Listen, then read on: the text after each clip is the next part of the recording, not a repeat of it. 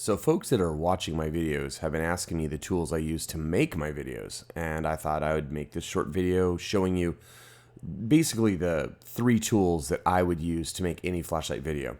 First off, I have a wide array of lenses and DSLRs that I don't use.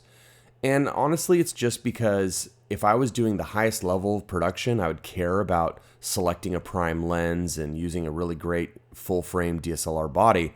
But I mean, mainly it's just about the content, not really about the production value. So I just whip out my iOS device, my iPhone or my iPad, and I do it all there. And then I just edit it very quickly and get it on YouTube. So you're looking at right now is Filmic Pro on my iPhone. This happens to be an iPhone 13. I usually keep up to date. The iPhone 13 has better lenses than the previous generation. So every time they make a significant camera improvement, I just upgrade. And you're looking at a live view from my iPhone. I got it on a little iPhone tripod. I just have like basically a monopod with little legs here. Actually, let me take it off the tripod and you can see. All right, here we go. And wiggle it out. It's very tight. Wiggle it out. And come on. All right, sorry, it's really tight. Okay, so what you're looking at here is I've got a just a bracket I purchased that fits on the T20 thread here, and then it's just a monopod down to has little legs at the bottom that I can splay out. But this thing gets really tall. I have it pretty much fully collapsed right now. Sorry, I'm off mic there. I kind of went back from my mic. Oftentimes I record, when I'm doing my flashlight videos, I record right on the mic on the iPhone that I'm holding. Right now I'm recording on this studio mic, but that's not something I normally do. So I'm gonna slide this up, and just slide the iPhone into it. So slide it back in. Hopefully it goes in easier. Usually I take it out of my case. I got my phone in the case still, so it's really tight. But there you go. So that's what I use. I just use a little monopod and I put my iPhone on it. And then the app I'm in right now, Filmic Pro, this is a huge part of my flow. And I just wanted to go over some simple features on it. First off, and I'm not going to go over all of it. I'm just going to go over a couple things that flashlight enthusiasts would need if they were shooting a video. For starters, you're going to need to set up what you're doing. So there's a little gear at the bottom there that I'll tap, that little gear. And basically the 3 menus I'm going to go into are the first 3 you see: resolution, frame rate, and audio. So under resolution, this is where you can set up whether you want to shoot 4K or whatever. Do note that all these menus kind of scroll. So if you touch and hold, you can scroll them up and down. My new phone does 4K in ProRes, and if I scroll up, you can see I'm set to a ProRes right now. I don't necessarily recommend that. I would probably, if this is your first time out, I'd go HD 1080p and set this back to, let's see here, set this back to 8-bit, and then 8-bit would be just like normal recording. The bit refers to the color depth. I don't want to go into it. But then on that middle value, this is economy. You can set it to Apple Standard, and that'll just give you the same quality that the built-in camera would give you, the camera app that is. But I like to put on Filmic quality. It's a little bit bigger, but it has less compression artifacts. So these would be my standard settings for someone starting out. Later, you can fiddle around with it and do other settings. So there you go. So 16:9 at the top there. That's standard HD ratio, and then those settings right there. Now, to get out of this menu, you can just kind of tap in the screen area off the menu. So I'm going to tap above this, basically where you see the end of my flashlight, and then I'm going to go to frame rate and leave it on 30. 30 is pretty much a video standard, so leave it there. You can set it to other frame rates. If you want to set to 60, you can, but I don't think motion is really necessary, like capturing fast motion for our flashlights. And also 24, the only reason you'd go down like that is to try and imitate a film look, but it's just not necessary. So tap off it, and then on audio, right now I'm set to iPhone back because I'm not really using this mic on the phone. But what I'll do is in the field, I will fit to, where's the front here? There we go. iPhone mic front. So that's literally the FaceTime microphone on the front of the camera, and that's what I use. And you can see that as I'm talking, there's these VU meters. The VU meters are the little audio meters on the right of screen. They're bouncing. I'm not recording right now, so it's just monitoring what I'm saying. Even though you're hearing my voice, I'm being recorded from that professional mic you saw into the MacBook in front of me. But those VU meters are super helpful. You can see that right now I'm peaking at -25. What I would do is I would take that little white line there. I'm tapping on the white line on the VU meters, and I'm dragging it up. And I would drag it up until you saw it peaking kind of like around, you know, -8, -9. That's if you're in a quiet environment. So where it's peaking right now is really solid, okay? You don't want it to go all the way to the top. You don't want it to hit 0. If it hits 0, you get distortion. But that's really solid, what I'm getting right there. That's full amplitude. So I'm going to have a nice recording on the actual video when I edit it. However, and this is the one caveat, let's say I'm like by the side of a road, I'm doing beam shots, you know, out into the hills or something, and cars going by. What I'd like to do then is take that white line and bring it down, down, down, down, down.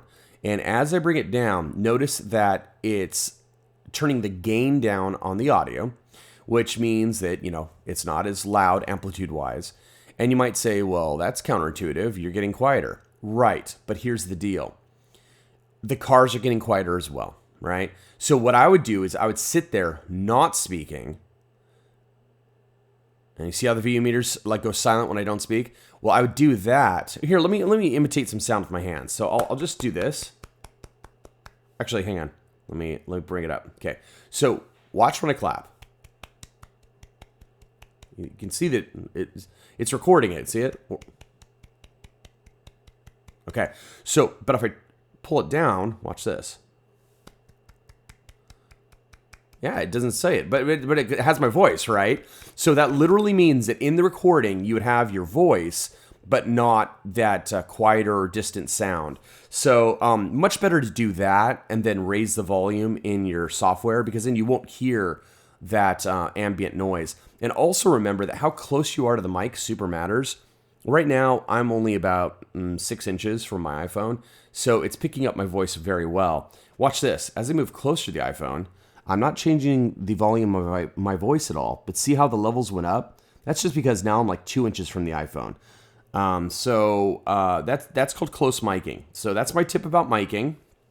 Oh, by the way, the reason the interface went away is I just accidentally tapped on the screen. If you tap on the screen, the interface goes away so you can see what you're doing. Just tap somewhere in blank space. When I say blank space, I mean just anywhere on the camera, and the interface comes back. All right, so there we go. I've gone over the presets. I've gone over how to set up the mic, and I've gone over how to set up the volume level or gain on the mic. Okay, so now all you really need for flashlight videos is 2 things. You're going to need to set your white balance, because if your white balance is set to something really low, like incandescent, so like 2700, 3000K, it's going to make all your warm lights look like daylight lights. So you want a frame of reference so that your viewer understands how cold or warm these LEDs are. So daylight is really what you should be setting it to. Daylight's around 5000K. So we're going to do that. All right. So down in the lower left, you can see those. You can see I'm already set to daylight. In fact, you can see in the very lower left here, it says 5200K temp.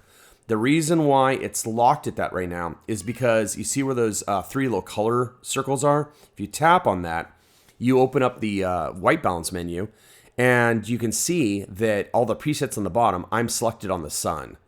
So when you select the sun, it's going to go 5200K and +5 tint. You can monkey with the tint if you want and zero it out, but I found that actually works really great. I like their white balance settings, and +5 is a minor value. It's not going to really super matter, but I've looked and it matches my eye. I like it. Now watch what it does to the color of the scene if I do automatic white balance. Watch how it whitens up my keyboard. And by the way, my keyboard looks very warm right now, but I'm also sitting under kind of topaz colored hue bulbs from Philips.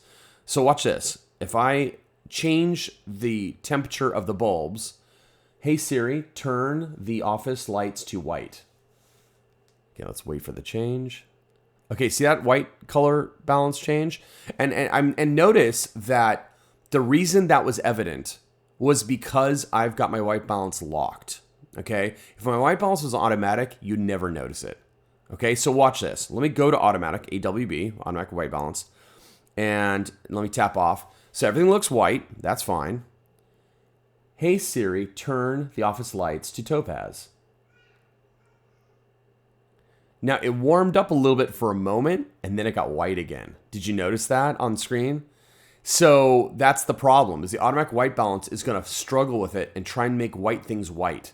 And that's what you have to defeat. So you can see in the lower left-hand corner of the screen, too, where it says we're at 3500K for the white balance. So, yeah, just tap those three little colored wheels there. And you can slide this guy all around if you want. I'm on the temp slider. You can't see my finger, but I'm on the slider, not the big square. But honestly, I just hit that little sun. It puts me on, 5200 and +5, and we're good to go. Now that you've set that, when you tap off it, it's not going to slide on you. It's going to be just where you need it to be. Now, there's two more things we got to cover, and then you're good to go. And that is, we need to lock exposure, and we probably need to learn how to lock focus. All right, let's do focus first, just because it's easy. So right now we're focused on my flashlight. And you can see that the keyboard is out of focus. By the way, the fact that I've got a close focus like this with background blur or bokeh is pretty phenomenal. That's part of the new iPhone 13, so highly recommended if you like Apple devices.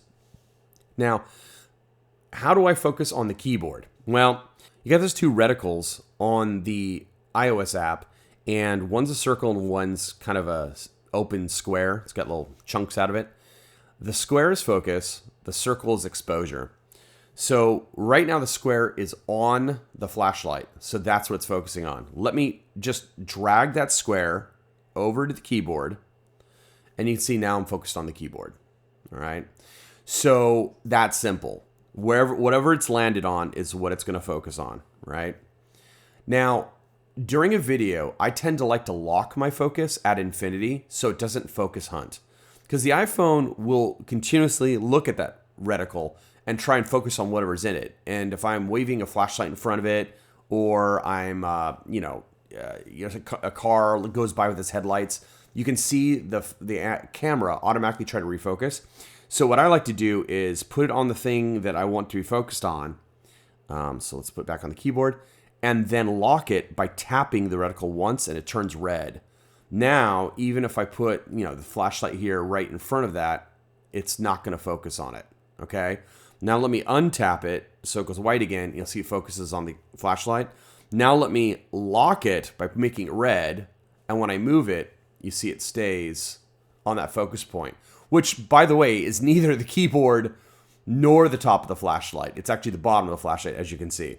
So you can see the head of the flashlight's in focus and the tail is not. So let me drag it back over to the tail, tap it again, it focuses, tap it to lock it. All right, there you go. Now that you know about tapping and locking on these things, let me also point out exposure. So exposure is a big deal because, let me go ahead and put it back on auto. Exposure is a big deal because what I see with a lot of people that try to release videos is they'll turn their flashlight on. Here, let me go to a moonlight mode. And then they will start, showing the different modes or turbo, and you can't tell because the camera is auto-exposing. So let me go to the next mode, and notice that it's going to go bright, and then it's going to adjust. So I just went up in exposure, and I'll go up again. And notice that as it adjusts, you can't tell the difference. You can't tell what's going on. And when I see videos like this, I'm just bamboozled by it because it doesn't mean anything for the user. Now let me go to the highest mode, which is turbo, and you saw it got bright for a second, but then it adjusted and it looks the same as everything else. So what I would do is, before you start your video, I would go to turbo and lock exposure probably where that looks good. So let me lock it. So I'll tap the reticle to lock it. And now everything looks dark, or you can split the difference and do a medium mode if you want. But let me show you why I'm doing this, because now, and let me go back to low. Okay, so now when I go to low, you can see what moonlight looks like. And moonlight looks like a moonlight mode. Go to low, medium, high, right? There you go. So you can tell the difference. You can tell the differences, right? It's important to lock that exposure. Now, if you had locked it, let's say a low mode. So let me put it back on a low mode here. So let's unlock the exposure, lock it while the flashlight's on low. So now we're going to see the relative difference, but here's the problem. When we get up to high, the camera's going to bloom. Let me show you. So go higher. Now see how that hotspot's getting really harsh? And I'm just off moonlight. This is on low. Here's medium. And at this point, yeah, it looks intense. Yeah, it looks brighter. But the problem is the camera has nowhere to go. So when I go to the next mode, it's just a white spot. You really can't tell relative brightness, and then here's the highest. So that's called blooming. That means that I'm at the end of the range of the contrast for my camera chip. So that's why I think it's a good idea to kind of go to like maybe a medium mode here. Let me go to a medium mode. And then lock the exposure, okay? And then when I go back to a moonlight mode, you can see how moonlighty it is. Low, medium, high, turbo. Okay? So I think that's a better way to kind of explain it to people. So there you go. That's the basic workings of Filmic Pro. It's a great app. Don't be scared by how much stuff it has. All you really need is what I just covered. Oh, one last bonus tip.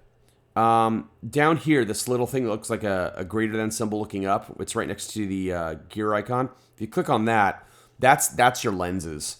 So right now I'm on the normal lens because I have a 3-lens iPhone. There's also a telephoto lens and then a wide angle.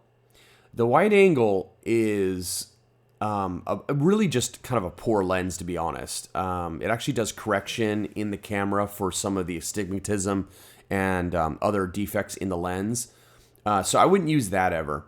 Now, whether you use the telephoto or the normal lens, I would go with the normal lens because it has a larger CCD. It lets in more light at night, which is really valuable for, flashlights.